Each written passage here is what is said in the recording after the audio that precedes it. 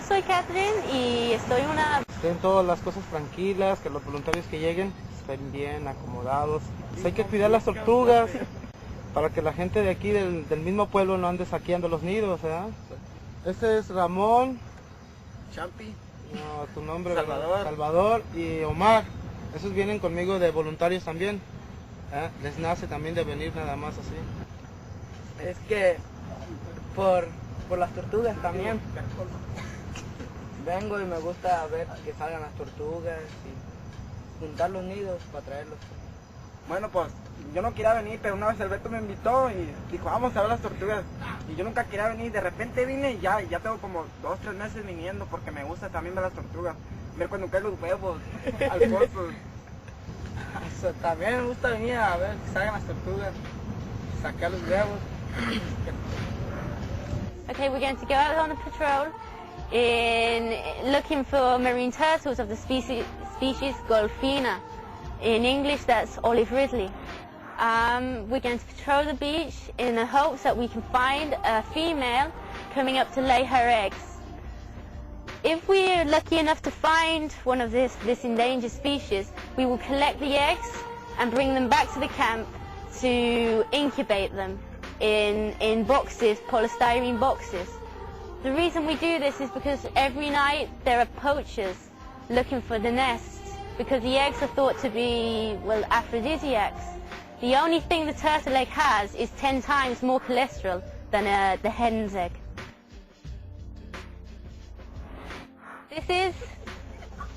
This is Chino Peligro. Okay, so he likes to sleep, but soon he'll be leaving to patrol the beach for marine turtles, which arrive between June and November every year. That's their season. What we try to do to start with is decide who's going to go out for the patrols.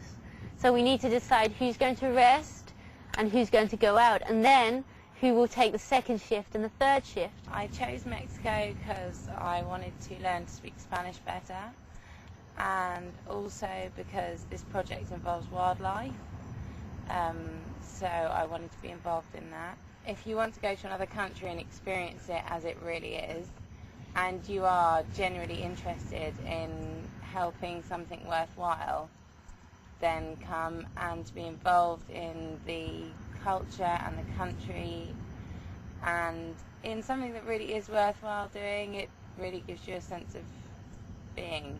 So I'm basically from the UK. I've sort of been working for the same company back home for the past 7 years.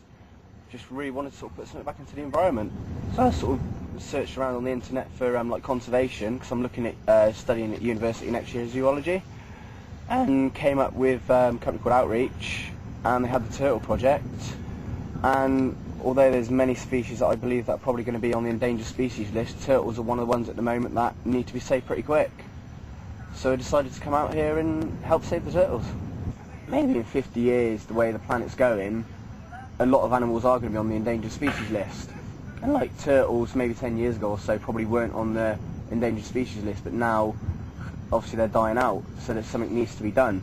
So I suppose this is my way of trying to help put back into the environment. I'm trying to take out time out between school and university. Mainly, one of the main reasons for doing the gap year was to help me decide what I wanted to do, either long term or just university. And it's been quite a toss up between doing physics and zoology, and doing the turtles. Like, it's really made me sort of help clarify that decision for me. But having come out here, I know I can say it's a lot better than I could ever have imagined. It's been a really, really great 2.5 months so far, and I don't think you could ever tell, like, you could ever explain like how good something is, how good a country is to somebody without anyone ever having been there firsthand. In other parts of Mexico, turtles aren't so much endangered, and they come up by thousands, I think, every night in the southern parts of Mexico. Mm-hmm. And it's not so much about protecting the species as a total, but in certain parts of Mexico, like here, even though they're not endangered, it's still good to be able to think that you're doing something to help, if not the whole species, just the local area. It's good to know that hopefully if we carry on doing this, in another 5 or 10 years, the turtles we've helped, say the eggs that we've liberated, they might be coming back. I came out just for similar reasons. like I'm on a gap year and I was looking for something to do in marine biology. That kind of thing's always interested me, so I did it a slightly different way from like these guys. I contacted Vicente like through another volunteer and came out that way. I'm Zoe and I'm from the UK as well, near London, and I'm taking a gap year between university and college.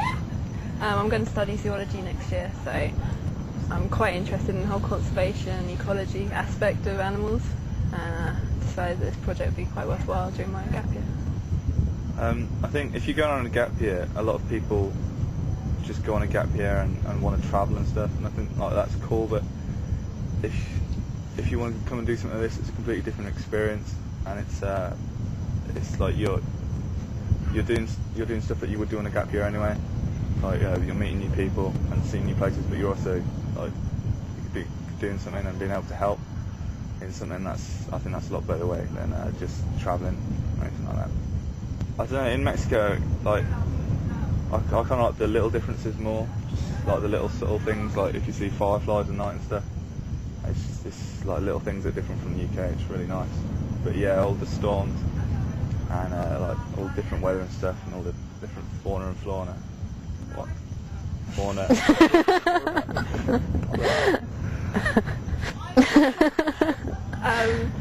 Well, the most noticeable one is when you're walking down the street and people say hi, good day. Everyone's very friendly. It's completely different to the English kind of way. And well, the storms are just immense. Like on the first night, the storm was incredible, and it was really good experience, but it got a bit wet. But yeah.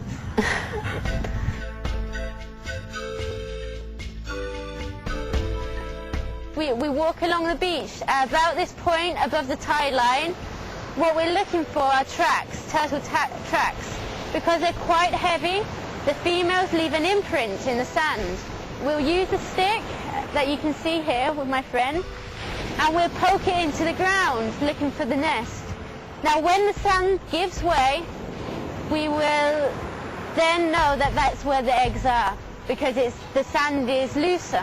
Okay, when we find a nest, we use a stick to locate the position of the eggs. Using this stick, we will test the nest by poking it into the ground. When the sand gives way, we've found the eggs. The reason for this is the female will bury the eggs and then pat down the sand around so that the loose sand indicates the nest. We then dig into the nest to about this depth until we find the eggs. We will then remove the eggs from the nest and take them to a secure location.